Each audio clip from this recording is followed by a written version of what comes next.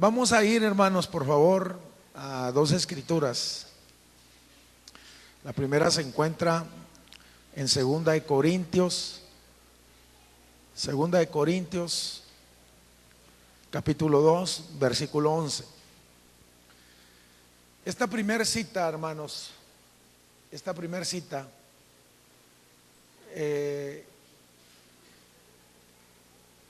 tiene que ver con asuntos de cerrar puertas espirituales, de restituir personas que han pecado y cosas como esto.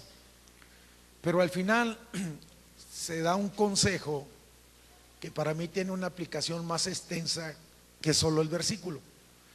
Vamos ahí, Segunda de Corintios capítulo 2, versículo 11. Y está diciendo acerca de todas esas cosas del perdón. Es necesario perdonar y restaurar para que Satanás no gane ventaja alguna sobre nosotros. Y dice Pablo, pues no ignoramos sus maquinaciones. Ahora nos vamos a otro texto que está, por favor, hermanos, en Primera de Pedro capítulo 5 versículo 8. Primera de Pedro capítulo 5 versículo 8. Dice la palabra: sed sobrios, ser prudentes, estar alerta, a eso se refiere, y velad, porque vuestro adversario el diablo, como león rugiente, anda alrededor buscando a quien devorar. Señor, yo quiero pedir que esta tarde tú nos des de tu gracia a la hora de exponer tu palabra, que podamos hablar desde tu corazón, pero que podamos expresar tu verdad. Permite que seamos edificados en tu palabra en esta hora. Toda duda sea disipada, todo lugar donde hubiera algún conflicto espiritual sea resuelto, tú traigas libertad y tú, Señor, establezcas tu señorío en nuestras vidas. En el nombre precioso de Cristo estamos pidiendo esto, y pido que, Señor, cobertura y bendición en esta tarde en Cristo Jesús. Amén y amén. Puede sentarse, hermanos, y esta tarde vamos a dar una paseada por la Biblia. Quisiera comentarles que la mayoría de nosotros, antes de conocer al Señor, la realidad es que teníamos conceptos muy vagos en relación al adversario de nuestras almas. Es más, en lo particular yo recuerdo que hubo un momento en que hubo una convicción de que el diablo existía, porque como joven sin Cristo, un día con mis amigos andando en el centro tomamos una decisión, entramos a una tienda, buscamos por ahí alguien se le ocurrió una tabla Ouija, y entonces empezamos a jugar con esa tabla. Esa es una tabla aparentemente inofensiva, y que dicen los instructivos que ahí se activa el poder de la mente y cosas como estas. Se le hacen preguntas y empieza a moverse esa tablita a indicar, porque tiene el abecedario y tiene números, así es de que va marcando y dando respuestas a las preguntas que se le dan. Pero recuerdo de que empezamos a jugar y a hacerlo más frecuente, y llegó el momento en el que un día alguien dijo: ¿saben que en el panteón, dijo, eso se mueve con más fuerza? Y ahí vamos al panteón, hermano. Nos fuimos al panteón y empezamos a hacerle preguntas, y a mí se me ocurrió preguntarle precisamente que si existía Satanás. Esa fue, yo lo tengo muy claro, y dije: ¿existe Satanás? Le hice la pregunta, y de pronto aquella indicador de madera que corría sobre la tabla empezó a correr a una velocidad impresionante y daba vueltas, y ya nadie le tenía las manos encima, y nos aterrorizamos. Lo que decidimos es guardarla en una caja y regalarla. La teníamos que haber destruido, sinceramente. Y yo quiero decirle que en ese sentido, después de eso, en la casa donde yo vivía y en el cuarto donde yo dormía, empezaron a escucharse ruidos frecuentemente. Empezaban a golpear las paredes de la casa, pero no había vecinos del otro lado. Era una casa deshabitada y era una casa cerrada. Lo que yo hacía como no conocía a Dios, tenía un buen radio y lo único que hacía es que le subía el volumen, hermanos. Y hasta mañana, yo no le hacía caso y yo oía la música. Y amanecía el radio y hay veces me decían a mí, oye, ¿por qué dejas el radio prendido? Y decía, no, es que me gusta la música en inglés. Pero la verdad es que tenía miedo. Regularmente, cuando nosotros abrimos las escrituras o nos convertimos, nos percatamos entonces que existe un conflicto espiritual en el cual nosotros tenemos que enfrentar. Quisiera ser muy claro en cuanto a esto. Creo que es un tema muy profundo y que hay ocasiones que si no se toma de la manera bíblica puede rayarse en otras situaciones. Es delicado, pero es necesario, pudiéramos decirlo, esto. Por lo tanto, en el momento en el que una persona se convierta, permítame decirle, en el momento en que alguien se convierte, dice que es sacado del reino de las tinieblas, y es en el momento en que la persona hace su confesión y recibe a Jesús como su Salvador de corazón, es trasladado del reino de las tinieblas al reino de su luz admirable. Y desde ahí empieza el conflicto, porque Satanás ha perdido un seguidor o un discípulo, si se puede decir. Vamos, estoy diciendo que este conflicto no es contra sangre y carne, no es contra personas, sino que es espiritual. Tal vez algunos digan, hermano, estamos en la era cibernética. Tal vez pudiera negar esto, cerrar los ojos, o no interesarlo y no tener conciencia, o simple y sencillamente minimizarlo y decir, eso no existe.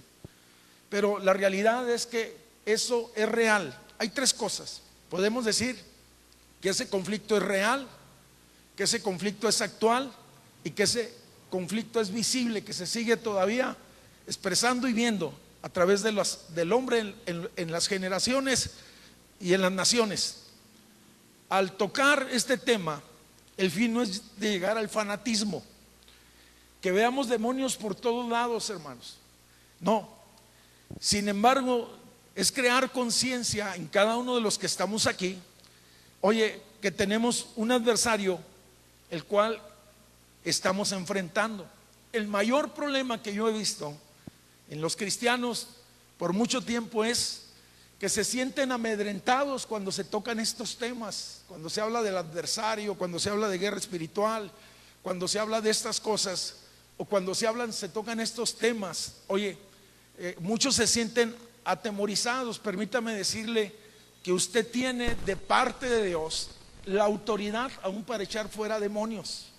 Esa es la Biblia, que Dios lo ha posicionado y que Dios lo ha bendecido. Por lo tanto, el primer error es que los creyentes se sienten intimidados, y que el segundo error que yo he visto en la iglesia a través de los años es que ignora las maquinaciones del adversario, si se puede decir.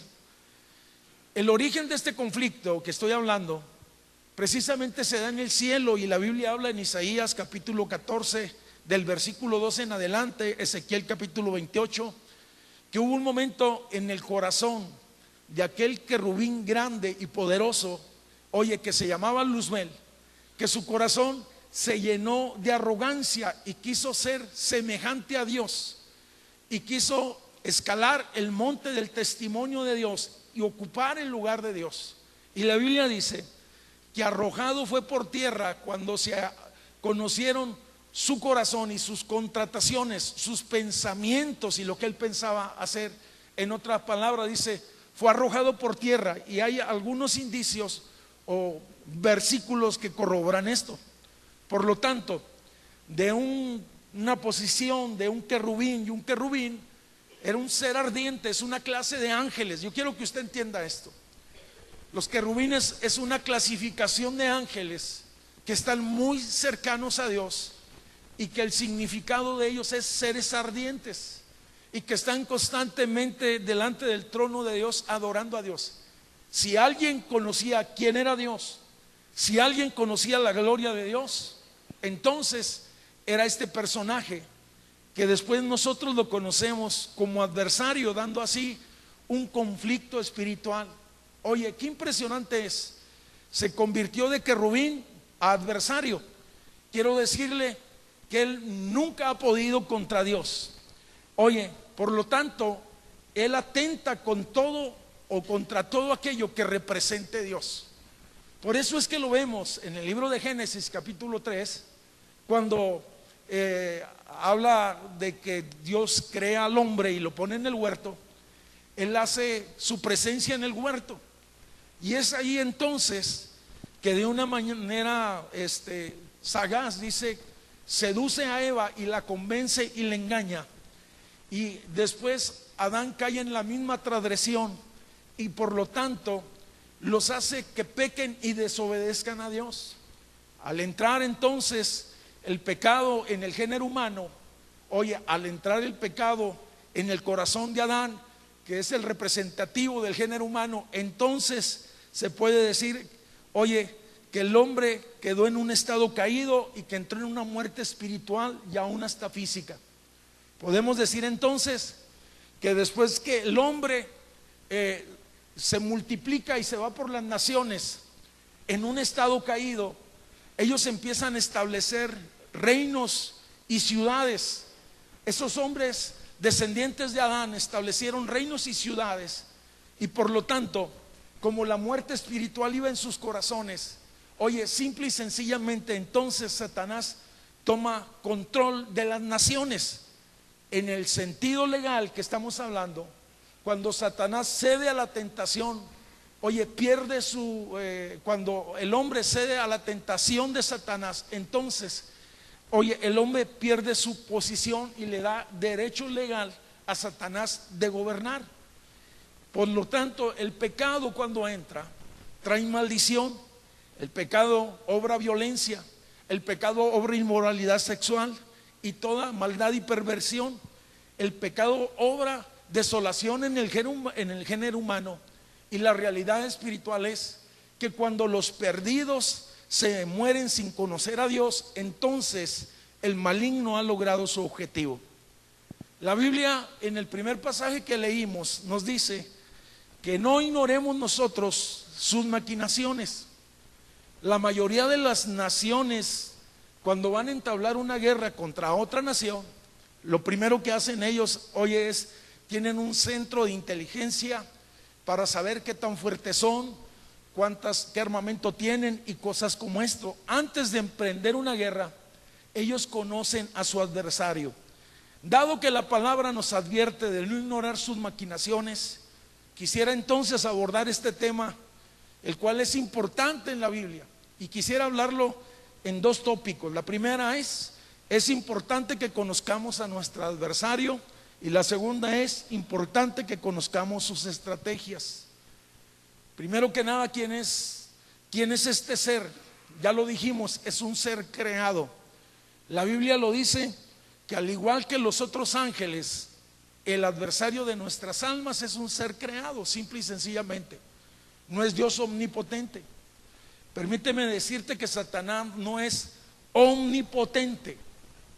Satanás no lo puede todo.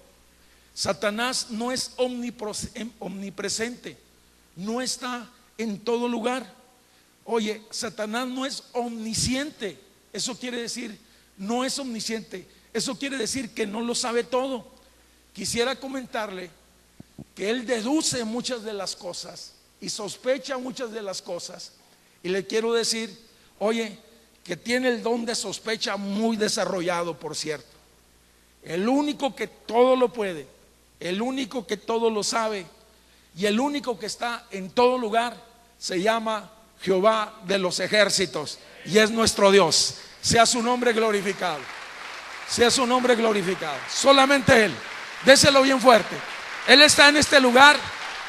Está donde se glorifica su nombre. Él es nuestro Señor. Él es nuestro Salvador. Él es nuestro Redentor. A su nombre sea la gloria para siempre.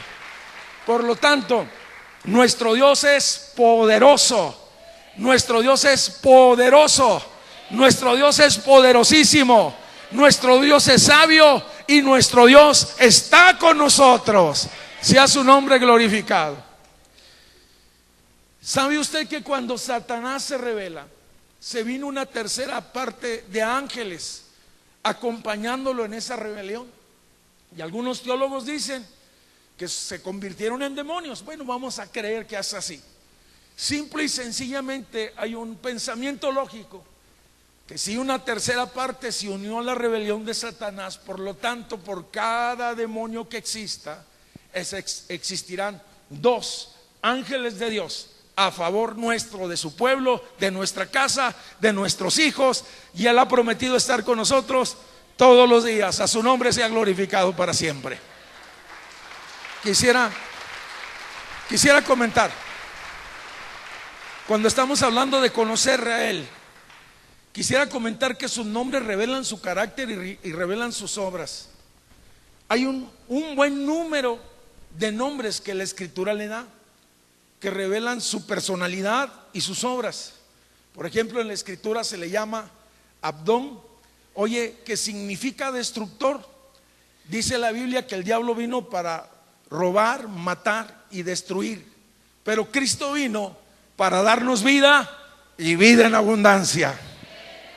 La Biblia también le llama el acusador o el calumniador. ¿Sabe usted que hay alguien que nos acusa delante de Dios? Y hay veces hay alguien que nos acusa en nuestra conciencia. Y no es el Espíritu Santo cuando hacemos algo malo, precisamente es el acusador de los hermanos. La Biblia también le llama Satanás, que significa el que se opone o el adversario. Y Satanás siempre se va a oponer a todo lo que represente Dios. La Biblia también le llama el tentador. No sé si se acuerda ese pasaje que está en el Mateo capítulo 4 y dice: y vino el tentador ante Jesús para hacer su obra de tentación.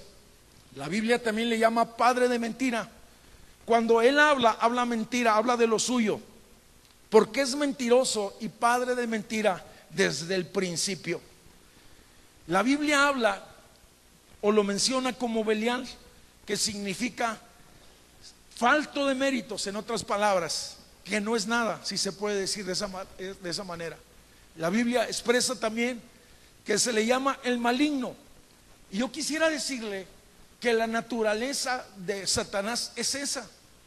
Él no se detiene, él no tiene piedad, él no tiene misericordia. Es más, ni aún hasta con sus más fieles servidores. Hay hombres en la tierra, hechiceros, brujos y toda esa clase de personas que andan en camino de oscuridad, que han sido muy buenos servidores de Él y que han conducido a muchas personas al error, hermanos. Permíteme decirle que ni de ellos tendrá misericordia, los destruirá simple y sencillamente. Y cuando usted ve a esta clase de personas y tan solamente indague un poquito acerca de esta clase de personas, se dará cuenta la vida que llevaron y el final que tuvieron. La Biblia también lo menciona: el Dios de este siglo, el príncipe de la potestad del aire, el príncipe de este mundo. La Biblia también le dice que es el malo, y debemos de tener una clara conciencia, de que el adversario es malo y que no debemos dar lugar al diablo en lo más mínimo. Que todo lo que ofrece él tiene un final de muerte, si se puede decir de esta manera. Pudiéramos seguir mencionando más nombres, pero Efesios capítulo 6 versículo 12 en esencia dice: porque no tenemos lucha contra carne y sangre, y empieza a mencionar, sino que nuestra lucha es contra principados, contra potestades, contra gobernadores de las tinieblas, contra huestes espirituales, el diablo y sus ángeles. Tal vez alguno pueda decir en esta tarde: hermano, entonces contra todo eso estamos enfrentando. Entonces, ¿qué es lo que pasa con el creyente? Permítame decirles que la Escritura dice que es más grande el que está con nosotros que el que está operando en el mundo. A ver, dígale ese texto al que está enseguida: es más grande el que está conmigo. No, lo dijo sin convicción. Dígale: es más grande el que está con nosotros. Es más grande el que está con nosotros. Es más grande el que está con nosotros. Si la tentación viene, es más grande el que está con nosotros. Si el ataque viene, es más grande el que está con nosotros. Si la opresión viene, es más grande el que está con nosotros.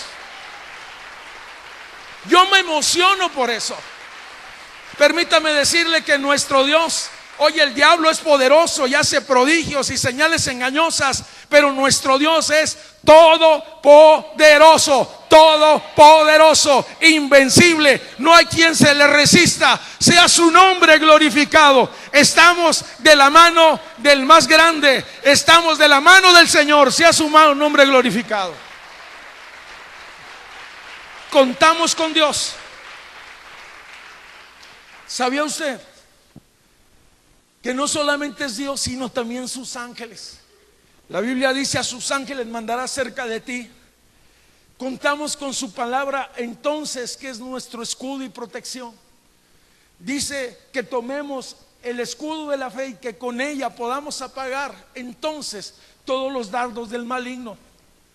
Pero lo que me impresiona y siempre me ha impresionado, no solamente es que contamos con Él, que contamos con sus ángeles, sino que contamos con su presencia. Su presencia está con nosotros y está garantizada. Su presencia está con nosotros. Dice: estaré contigo todos los días. Está hoy, y si nosotros caminamos con Él, estará mañana y estará pasado. Y aunque ande en valle de sombra de muerte, tú estarás conmigo, Señor. Tú estarás conmigo. Aunque esté en el hospital, tú estarás conmigo.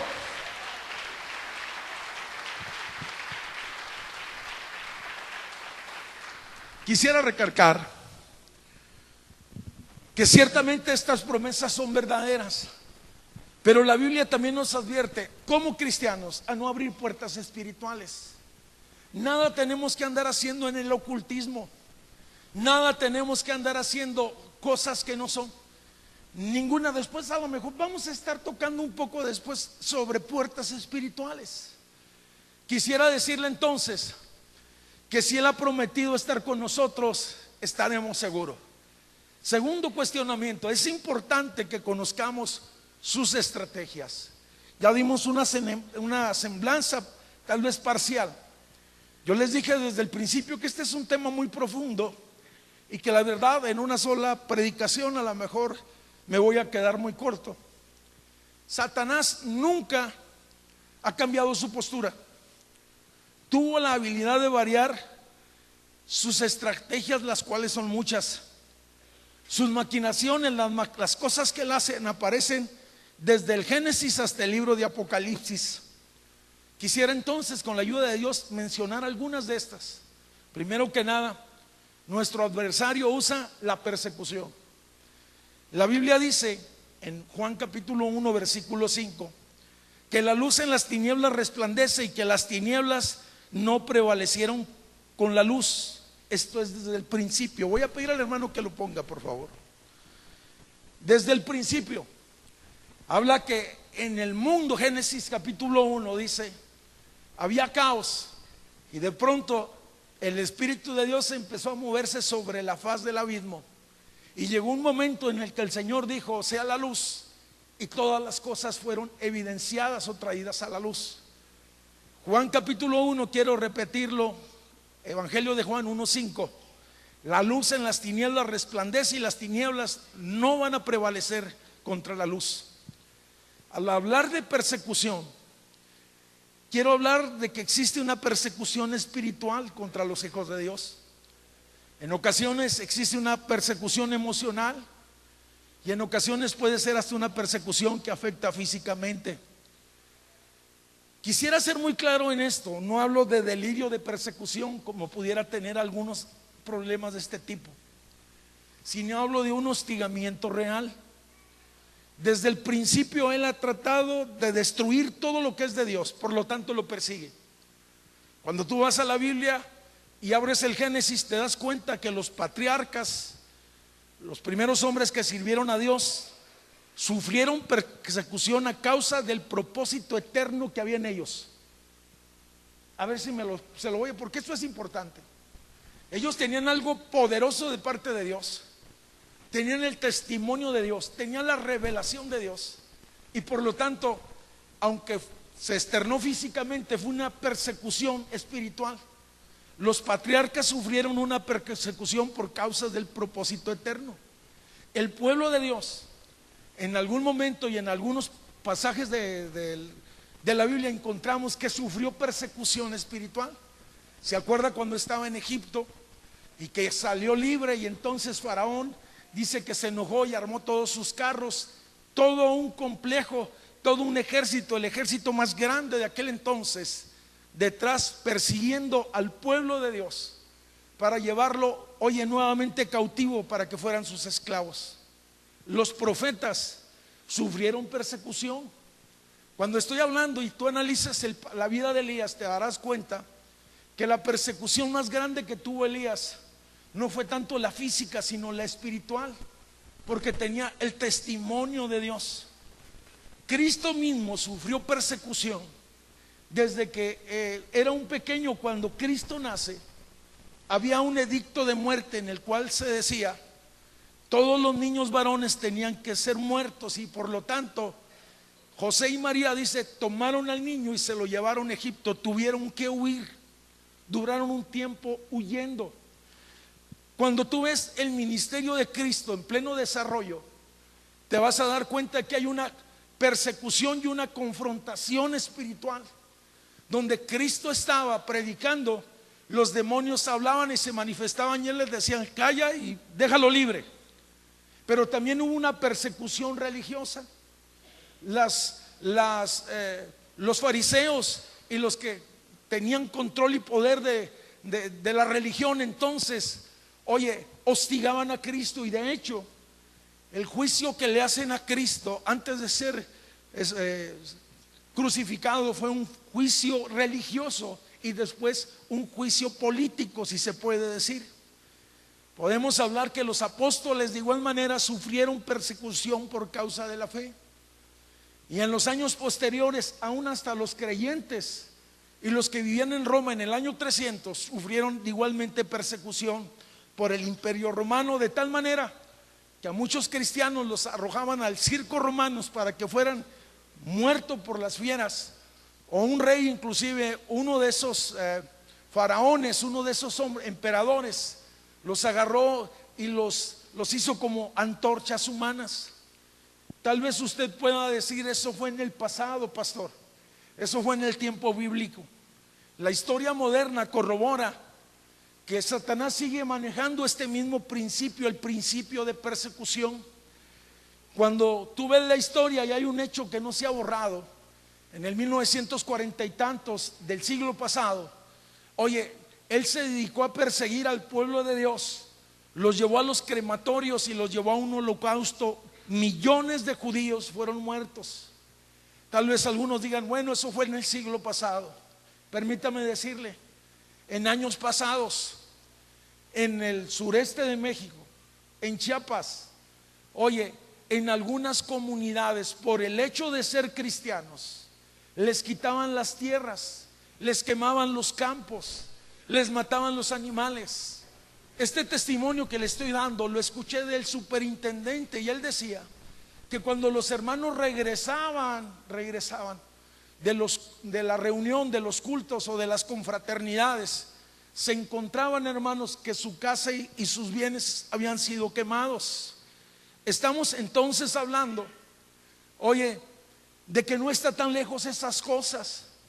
O en días pasados, lo que estaba sucediendo entre un grupo radical llamado ISIS, que estaba persiguiendo y hostigando, siguiendo a cristianos, acorralándolos y matándolos, porque ellos estaban en medio de un país que es musulmán. Quisiera entonces, tal vez no crear pánico, pero sí crear conciencia, que en algún momento a lo mejor nosotros podemos sufrir rechazo o ser perseguidos por causa de nuestra fe. Estoy hablando entonces, y que el fin y el objetivo de esto es no renunciar, que renuncies a tu fe. Quisiera comentar que todo lo antes mencionado y todo ese principio que Satanás usó, el principio de persecución, no logró ni minimizar ni amedrentar a los cristianos. Simplemente la fe de ellos fue acrisolada. Y le quiero decir que somos más cristianos hoy en día. En Chiapas hay más cristianos, y en el mundo se están levantando más cristianos. Por cada hombre que mandaban o echaban a los leones en el circo romano, dicen las estadísticas que 10 se convertían. ¿Qué es lo que yo quiero decir? Que a pesar de que estaban pasando tribulación, lo que usó Satanás, el principio de persecución, no funcionó. Podemos decir entonces que Dios es bueno y que Dios es fiel. El diablo no solamente usa la persecución. Segunda cosa, el diablo usa la división. División significa dos visiones, dos maneras de pensar muy diferentes. Quisiera comentar que la división destruirá cualquier esfuerzo y cualquier proyecto sin considerar la importancia o la magnitud que ésta tenga a la hora de realizarse. Esto lo he visto en nuestra nación. La realidad que se está dando en nuestra nación, algunos pueden decir, hermanos, son diferencias políticas. La verdad es que lo que se está dando es una división en nuestra nación. Desde el punto de vista espiritual hay una anarquía, si usted lo analiza detenidamente. Pero en el plano natural se manifiestan una serie de manifestaciones que traen divisiones y confusión. Me ha tocado verlo en ocasiones en sindicatos. Fíjese que años atrás a mí me toca supervisar algunas iglesias y hay un mineral que se llama Hércules y nos toca ir allá a supervisar la obra. Y este año, a principios de años, cuando nos tocó ir, nos tocó ver una confrontación de dos grupos sindicales en medio de la plaza, pero no solamente a golpes, sino a balazos. Y surgieron ahí dos bandos y cosas como estas. Y le quiero decir que se da no solamente en el sindicato de mineros las divisiones, sino en el sindicato, en toda clase de sindicatos. Pero donde a mí me preocupa mi nación, pero donde he visto que opera hoy el principio de división y que ha hecho muchos daños es en el hogar. Permítame decirle que donde hay división hay confusión. Quiero repetirlo porque a lo mejor lo vemos muy lejos y decimos, el sindicato allá, en México, lo que está pasando allá en el centro de México. Pero ¿qué de la situación de nuestra familia? Si nosotros no nos ponemos de acuerdo como padres, ¿cómo vamos a educar a nuestros hijos? Entonces estamos operando bajo el principio de división. Si nosotros no nos ponemos de acuerdo en cómo vamos a administrar el dinero, entonces estamos operando en el principio de división. Si nosotros hablamos y no perdimos perdón, entonces estamos moviéndonos en el principio de división. Quiero hablar que es un principio que Satanás está usando. Toda casa, y ahorita lo voy a hablar, dice: toda casa, todo reino dividido contra sí mismo no permanece. Toda congregación dividida contra sí misma, dice, no permanece.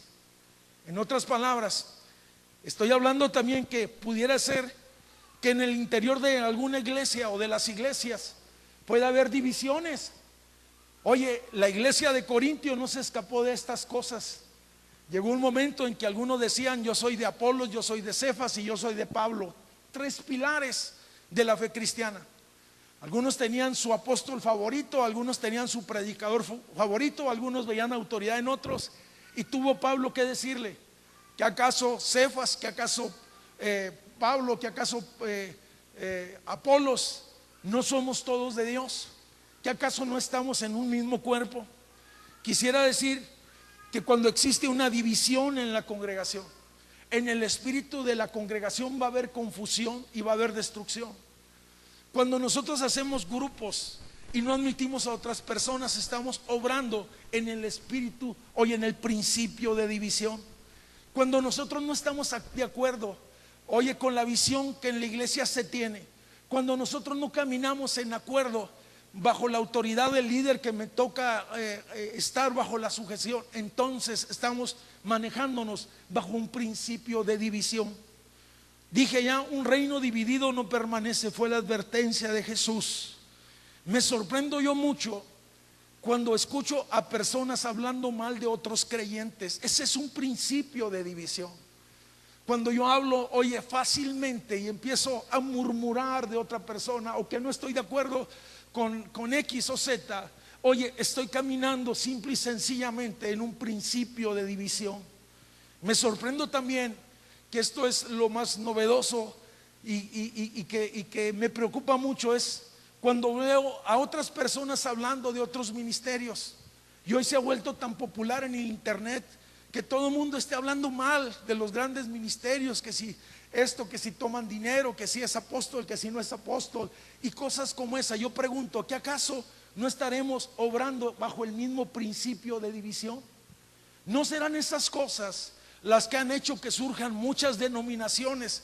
Porque llega a decirse: yo no estoy de acuerdo con él, y entonces yo voy a poner mi propia organización religiosa o mi propio ministerio o algo así parecido. Permítame decirle que la realidad de estas cosas, hermanos, el diablo no pudo hacer nada trayendo persecución, pero está haciendo mucho daño con la división. Quisiera comentar o traer las palabras de Pablo, donde dice en Romanos capítulo 6 versículo 17: os ruego, hermanos, dice, algunos, que os fijéis de los que causan divisiones y tropiezos en contra de la doctrina o de la verdad de Dios, que vosotros habéis aprendido. Y dice que te apartes de ellos. Ese es el consejo paulino. Primera de Corintios capítulo 10, en el capítulo 1 versículo 10 al 12 dice: os ruego en el nombre del Señor Jesucristo que hablen todos una misma cosa, y que no haya en vosotros divisiones, sino que estés perfectamente unidos en una misma mente y en un mismo parecer. Creo que la oración de Jesús en el huerto de Getsemaní fue una oración muy impresionante, cuando oró específicamente para que sus discípulos se mantuvieran unidos. Dice 17:21 del Evangelio de Juan: para que todos sean uno. Le voy a pedir al hermano si lo puede poner ahí. 17:21 de Juan: para que todos sean uno, como tú, oh Padre, en mí y yo en ti, que también ellos, ¿quiénes? Ellos sean unos en nosotros, para que el mundo crea. Para que el mundo crea. Quisiera mencionarle que nuestra unidad, hermanos, es espiritual. No estoy hablando de uniformidad, estoy hablando de unidad espiritual. Que tenemos una misma fe, que tenemos un mismo Señor, que tenemos una misma esperanza, que debemos de tener un mismo sentir, y que si estamos en esta iglesia debemos de tener la misma visión. Dos visiones provocan división. Quisiera comentarlo. Hemos dicho que la división genera destrucción en cualquier nivel: a nivel nación, a nivel escuela, a nivel familias y en la congregación. Por lo tanto, lo opuesto a esto, entonces la unidad va a generar bendición. Dice el Salmo 133, y lo voy a invitar que vayamos ahí rápidamente al Salmo 133. Qué impresionante este salmo, me llama la atención. Dice el salmo, está bien cortito, 3 versículos: mirad, bendecir a Jehová. Salmo 136 dice: mirad cuán bueno y cuán delicioso es habitar los hermanos juntos. ¿En qué? ¿En qué? Cuando se derramó el Espíritu Santo en Hechos capítulo 2 dice que estaban juntos y unánimes. Es como el buen óleo, sigo leyendo en el versículo 2 del Salmo 33, es como el buen óleo sobre la cabeza, el cual desciende sobre la barba de Aarón y baja hasta el borde de las vestiduras, como el rocío de Hermón que desciende sobre los montes de Sión. Y fíjese lo que provoca la unidad. Dice: porque allí envía Jehová bendición y vida eterna. Donde está un pueblo unido con un propósito, donde Jesús es el Señor, en una familia donde están unidos, donde Jesús es el Señor, espere la bendición. Dije, espere la bendición. No se va a dejar esperar. Vendrá sobre su vida, sea su nombre glorificado. ¿Está de acuerdo conmigo? Eso es lo que la Biblia dice. Tercera estrategia que usa el adversario: el diablo usa la tentación o usa el pecado. Ya le dije que el diablo usa la división, que el diablo usa la persecución, pero el diablo usa la tentación. La tentación ha sido definida como la atracción a cometer un acto imprudente e inmoral, especialmente para recibir una recompensa. Los medios a través de los cuales opera la tentación, según la palabra, es a través de los deseos de la carne, lo que está dentro del corazón, hermanos. A través de los deseos de los ojos, lo que vemos y lo que codiciamos. Oye, a través de la vanagloria del mundo, lo que el mundo ofrece de la vanagloria de la vida. Todo esto, dice la Biblia, no proviene del Padre, sino del mundo y del príncipe de este mundo. Los deseos de la carne se fortalecen en el deseo personal. Si usted está siendo tentado frecuentemente con la misma cosa, entonces es necesario que examine su corazón. En la tentación de Jesús podemos ver la dimensión en el que el hombre es tentado. Primero, en el aspecto físico. Satanás llegó y le presentó los panes y le dijo: haz que estas piedras, o le presentó esas piedras, dijo: haz que estas piedras se conviertan en pan. Jesús tenía hambre. En el aspecto espiritual: si postrado me adorares, te daré todos los reinos de este mundo. Pero también en el aspecto emocional: si eres hijo de Dios, si eres hijo de Dios. Cada vez le hizo ese énfasis: si Dios está contigo. Mire, Dios acababa de testificar unos momentos antes, unos versículos antes, donde Él decía, cuando Jesús estaba siendo bautizado: este es mi Hijo amado, en el que tengo complacencia. Y Jesús simple y sencillamente sabía quién era, que era hijo de Dios. Usted es hijo de Dios, usted es amado, Dios tiene un propósito para su vida y su nombre sea glorificado. No se deje seducir por el diablo. Cada tentación, su meta es simple y sencillamente, hermanos, deshonrar a Dios y arruinar tu alma. Le quiero decir que nadie fue tan amado como Cristo, pero nadie fue tan tentado como Cristo. Tal vez surja la pregunta en alguno de los que estamos presentes y digan: bueno, ¿y cómo puedo enfrentar la tentación? Jesús pidió a su Padre en el Padre Nuestro ser guardado del mal. ¿Cómo podemos nosotros, hermanos, entonces ser guardados de toda tentación? Pidiéndole al Señor: guarda mi vida, guarda mi casa, guárdanos del mal, guárdanos de la maldad, Señor, guarda mis manos, guarda mis pies de caminar por caminos equivocados. Número uno, pidiéndole al Señor. Número dos, lo que dice Santiago: someternos a Dios y resistir al diablo.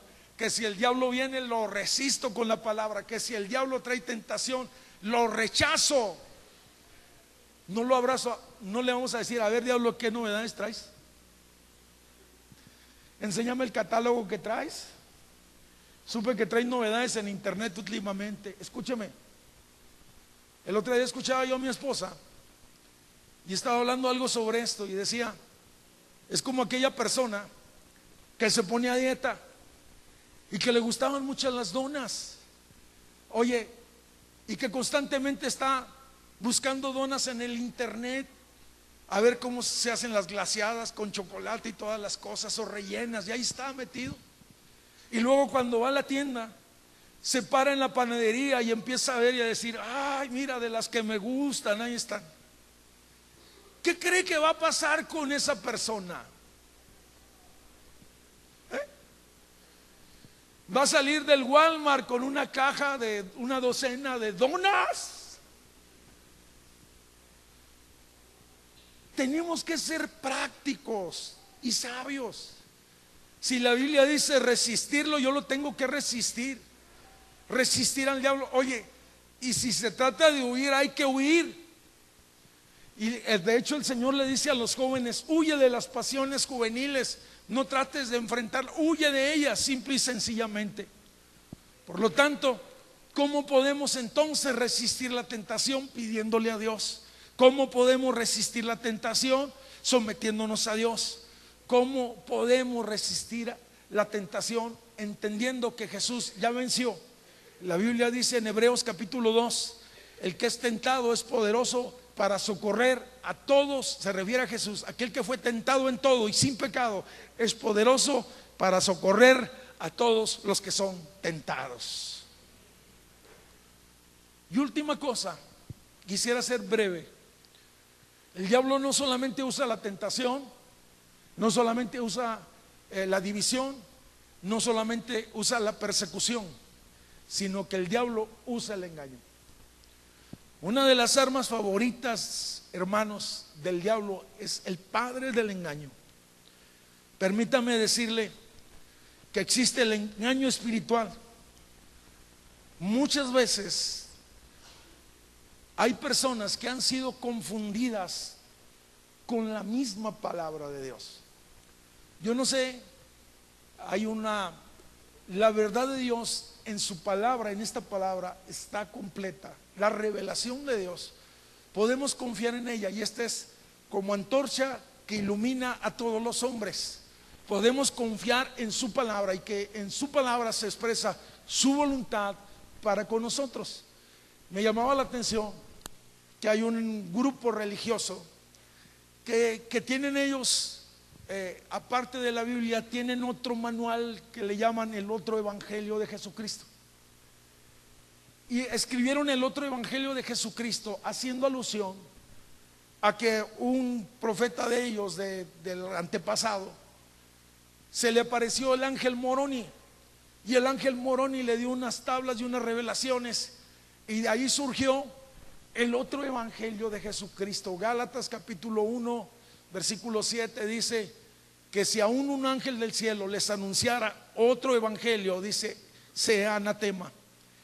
El engaño, cuando estoy hablando acerca del engaño, hace creer a una persona, aunque sea sincera, oye, que eso que es lo hace pensar que es verdadero, aunque sea falso, entendiendo que ser sincero no es suficiente, porque podemos estar sinceramente equivocados. Lo que nos marca los principios de la palabra y la que nos libra del engaño es la misma palabra de Dios. Estoy hablando del engaño espiritual. Cuando tú vas a la escritura te vas a dar cuenta que Satanás engañó en el huerto y la convenció de desobedecer a Dios. Si alguien había tenido una relación íntima con Dios y había conocido a Dios, era precisamente Eva. Lo había conocido cara a cara, si se puede decir de esa manera, pero fue engañado, y dice que sus emociones y que su espíritu fue confundido, y que la sedujo a que tomase del fruto prohibido. Satanás engañó también a Caín, matando así a su hermano, por causa de que su hermano había dado una mejor ofrenda a Dios. Pero el que se me hace muy impresionante que fue engañado es Judas, uno de los 12 que anduvo con Jesús, uno de los 12 que vio milagros, uno de los 12 que vio liberaciones. Oye, la verdad es que el adversario engaña con sutileza. Dice que Judas fue engañado y que por 30 monedas de plata entregó a Jesús ante las autoridades para que fuese aprehendido. Yo le decía que el engaño es el arma más vieja del diablo. Él está usando falsas doctrinas con éxito, y permítame decirle que existen distorsiones de las escrituras que entretejen la verdad con el engaño. Nunca va a ser una herejía abierta. Hace años atrás vino una persona, se sentó, estuve escuchando un par de ocasiones aquí en la palabra, y después me dijo: me gustaría platicar con usted, pastor, veo que le gusta profundizar en la palabra, cosas así. Empezó a halagarme. Dijo, en otras palabras, permítame decirle que en mi casa yo tengo el 5.º evangelio para que su congregación tenga más pasto y más revelación. Le dije, mire, con 4 que tengo, con eso todavía no acabo. O sea, no necesito más, porque ya está escrito la verdad de Dios. La verdad de Dios es completa. La verdad de Dios nos guía a toda verdad y a toda justicia. La verdad de Dios siempre me va a hacer acercarnos, no alejarme. La verdad de Dios me va a alejar, oye, de todo protagonismo. La verdad de Dios me va a alejar de toda herejía. La verdad de Dios, cuando soy sincero, hermanos, entonces y conozco y conoceréis la verdad, dice, y la verdad nos hará libre. A su nombre sea la gloria para siempre. Por lo tanto, qué importante es saber lo que leemos, aún hasta la escritura cristiana, o lo que leemos. No todo lo que hoy se publica puede ser confiable, hermanos. Debemos de examinarlo todo, retener lo bueno y desechar lo malo. Primera de Timoteo 4:1 dice: pero el Espíritu dice claramente que en los postreros tiempos habrá algunos que apostatarán de la fe, escuchando. Y esto habla del engaño espiritual. escuchando a espíritus engañadores y a doctrina de demonios. No solamente se plasmará y se escribirá, sino se hablará. Creo que es impresionante. Fíjese, ahorita le comentaba en la entrada a los hermanos que allá en Armenia y en aquellos lugares apareció un hombre ya diciéndose llamar el Mesías, y algunos pastores curiosos fueron a verlo, y dice que cuando llegaron a aquel lugar, el hombre lo recibió a ese grupo de personas y luego los llevó hasta un río que estaba allí, dijo, para que sepan, y empezó hablaba la palabra, torcía algunos textos, oye, y luego los llevó hasta un lugar, y dice que delante de ellos, dicen los pastores, que pasó y el río se abrió y pasó en seco. Dijo, tengo el poder para hacer estas cosas. Dice el testimonio de uno de esos pastores, dice que cuando estaba en medio de ese lugar, el Espíritu Santo le dijo, nada tienes que estar haciendo, pero dice que sintió una sombra que los abrazaba y sentía, oye, que algo malo estaba, y él decía, quería salir corriendo. Supe lo que era el espíritu de engaño.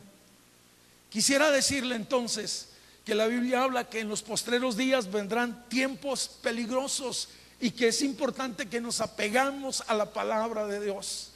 La Biblia no es un libro de reflexiones morales, hermanos, ni de sentencias religiosas. La Biblia es el manual y la verdad de Dios escrita y expresada en este libro. Sea su nombre glorificado.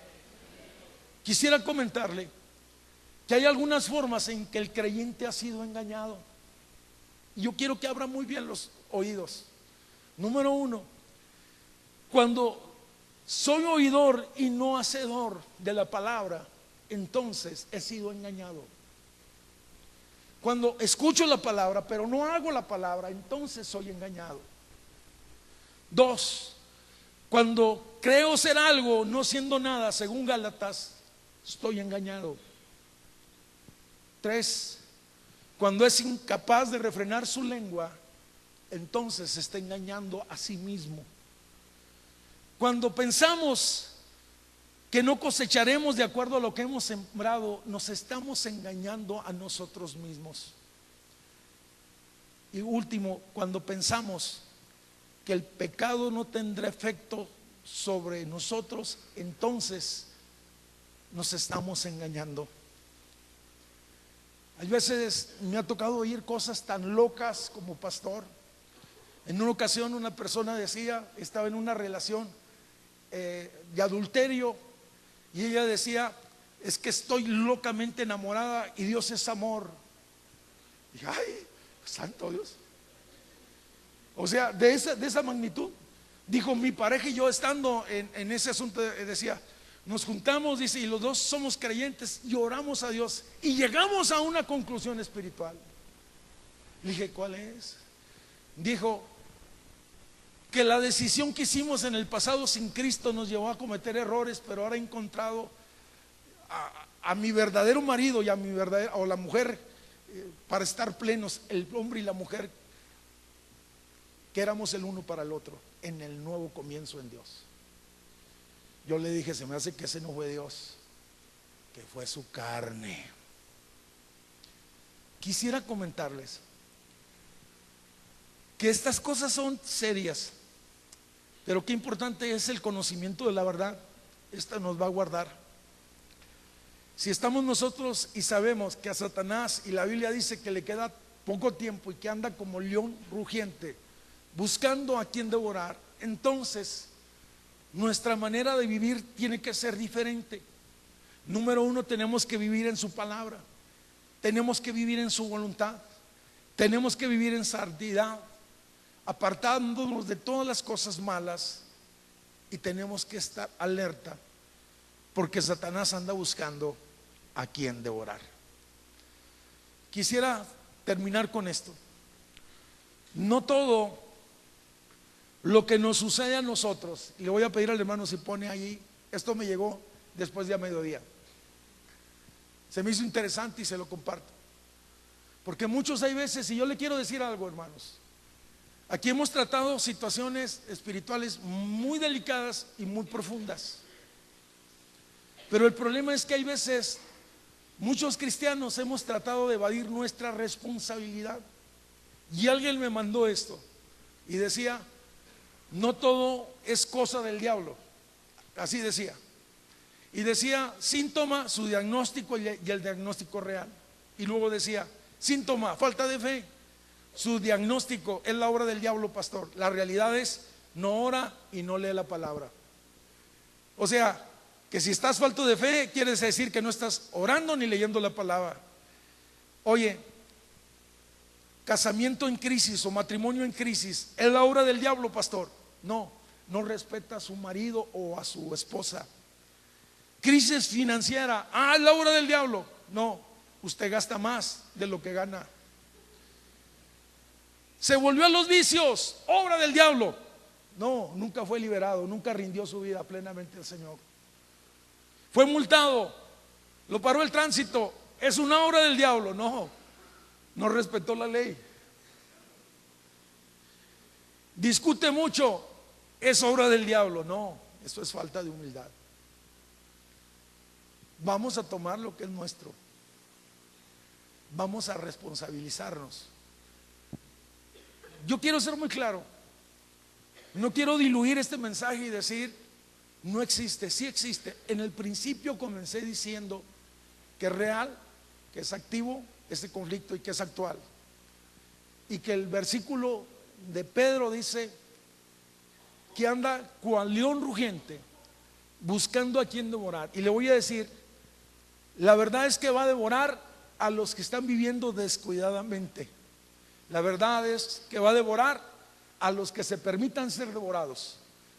Nuestra mejor manera de librar esta lucha entonces es amando incondicionalmente al Señor, sometiéndonos a Él, caminando en la verdad de Dios. Y no solamente, porque hay veces se da que hemos aceptado a Cristo como nuestro Salvador, pero no lo hemos hecho Señor de nuestra vida.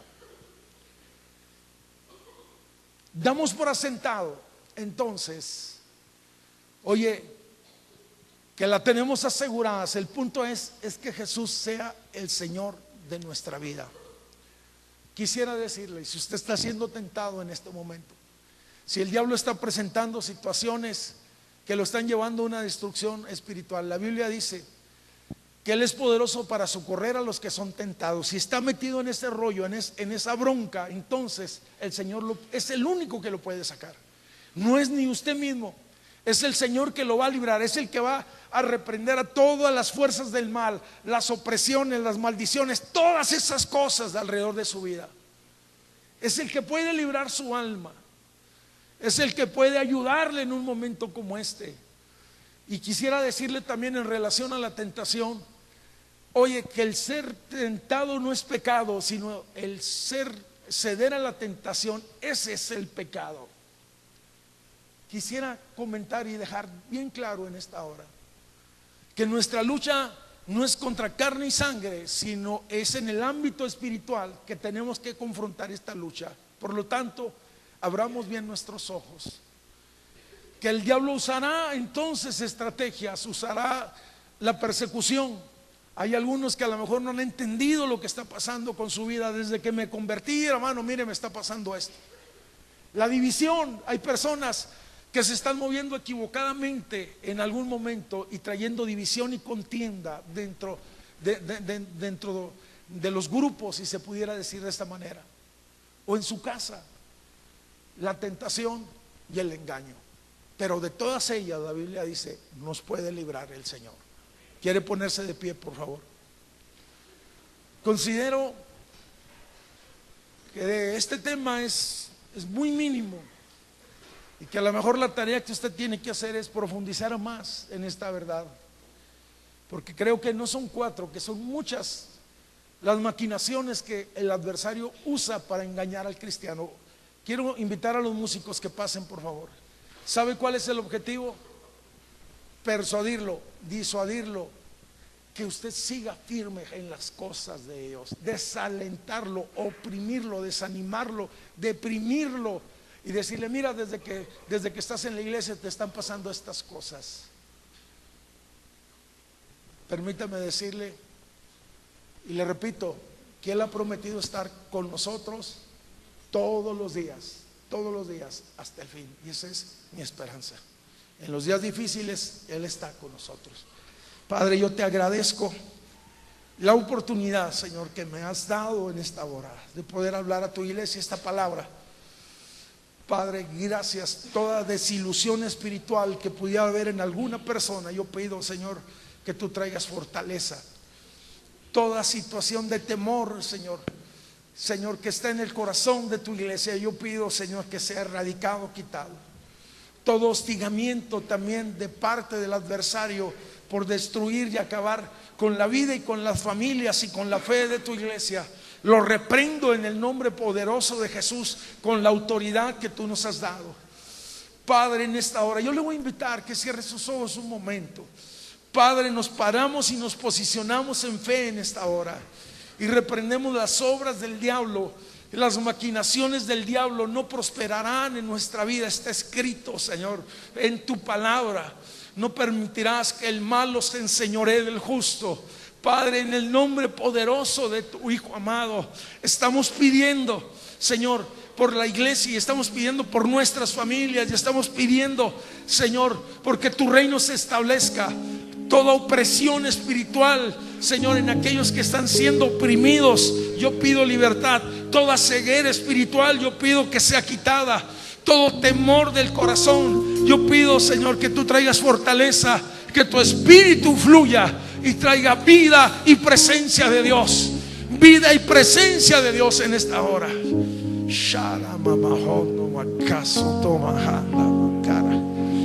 Oh, bakasoto mahira makoso mahando. Tora makata mama oba kama homa.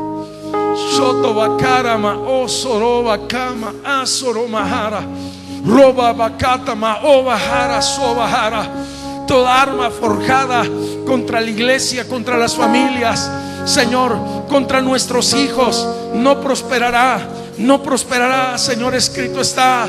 Toda obra, toda arma forjada en la oscuridad no prosperará, Señor.